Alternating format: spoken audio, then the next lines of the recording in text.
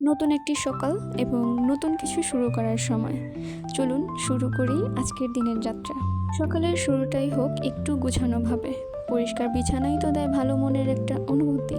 এরপর একটু নিজেকে সময় দেওয়া, ফ্রেশ হওয়া, যেন মন তরতাজা হয়ে ওঠে। কিছু কারণে আজকে আমার মনটা খুবই খারাপ। আজকে কাজও করতে হবে অনেক, কিন্তু তাই বলে পড়াশোনা বাদ দেওয়া যাবে না। পড়াশোনা না করলে মনে হয় কিছু একটা মিসিং।